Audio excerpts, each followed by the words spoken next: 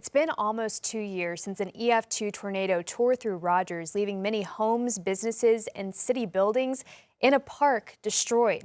3 months after Northwest Park was renovated, that tornado forced it to close again long term. As 5 News reporter Taylor Howard shows us, tonight that park is finally back open. It was Memorial Day weekend in 2024 when an EF2 tornado tore through Rogers, leaving behind mass destruction across the city. Northwest Park had just been renovated before being slammed by the storm only 2 weeks later. Before the tornado, everybody was talking about this is one of the greatest parks in the country, and so that's still true today. It's just got even more character. For decades, Northwest Park has served as one of Rogers' oldest youth and baseball softball parks. And since 1971, longtime resident Billy Cotton has spent most of his days here, first playing baseball and later coaching it.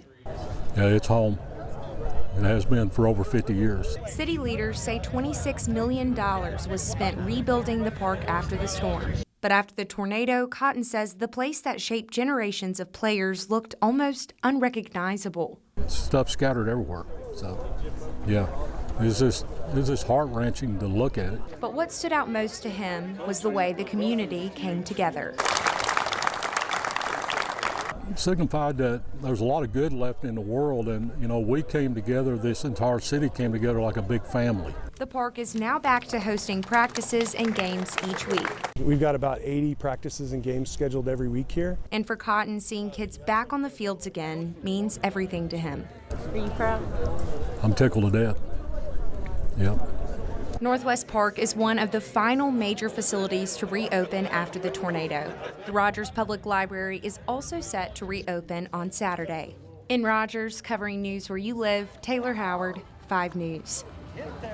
And a project years in the making broke ground at Ebbing Air National Guard Base in Fort Smith. A new $70 million training facility will support the International F-35 pilot training program.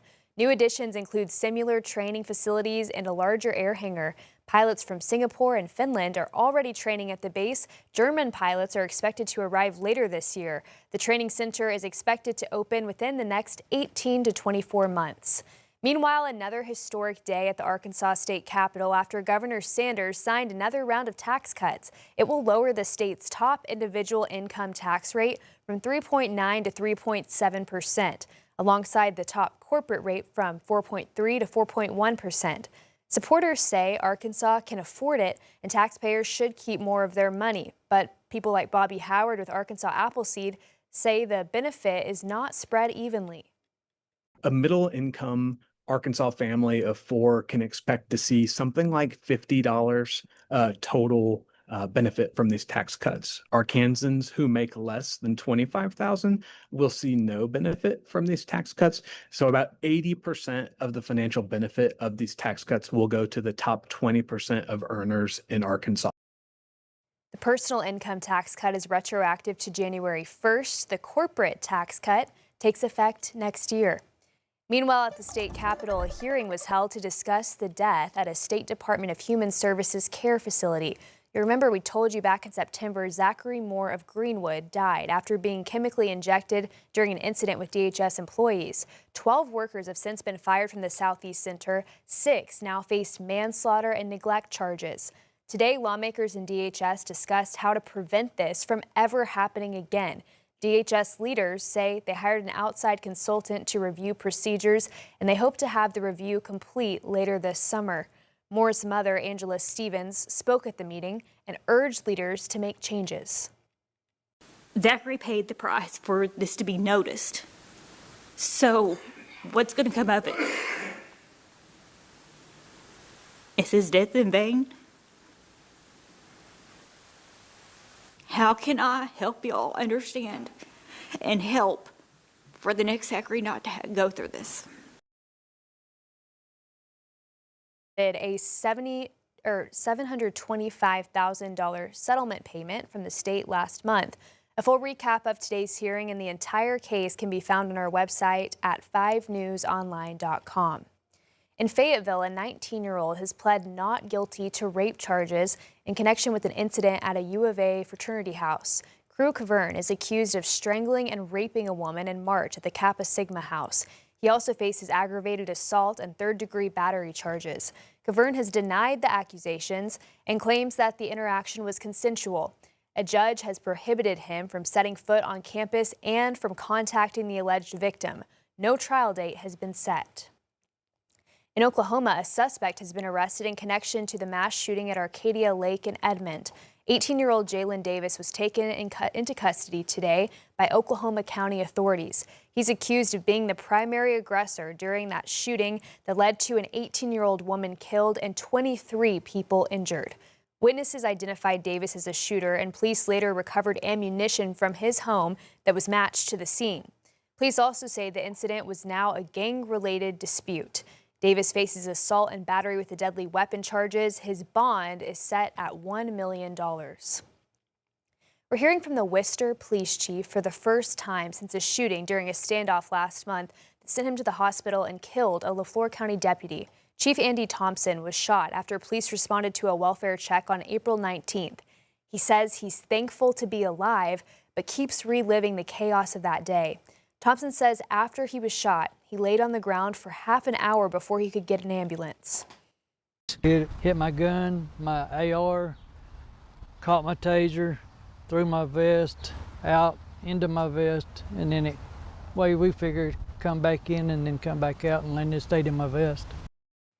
He says something that's helped with his recovery. He says he usually spends every morning working at Worcester schools, and after this happened, the school gave him a stack of homemade cards from the kids there. Meanwhile, the same day, Oklahoma lawmakers renamed a bridge north of Heavener after the fallen LaFleur County deputy Walker LeMay. Heavener Public Schools held a tribute to honor LeMay. 404 was his badge number. The school also announced next Wednesday a fundraiser will be held with all the proceeds going to LeMay and to Chief Thompson's families. It's being held at the Reynolds Center in Podo.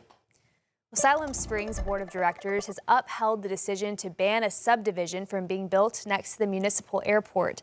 At last night's meeting, the board denied an appeal from the developer of the proposed Cloudview Estates. But many residents were against the project, citing concerns with the airport not being able to expand and traffic problems.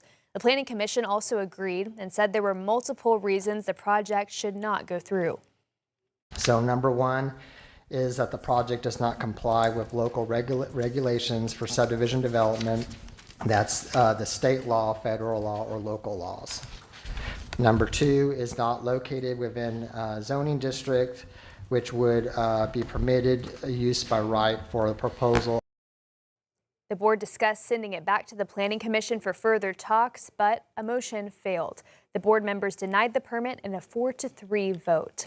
And Fort Smith's Board of Directors voted to suspend the summer mosquito fogging program. City documents say the board wants some time to look into the benefits of the program. The city says citizens have raised concerns about the chemicals being used in the fogging and how much it actually helps control insect populations.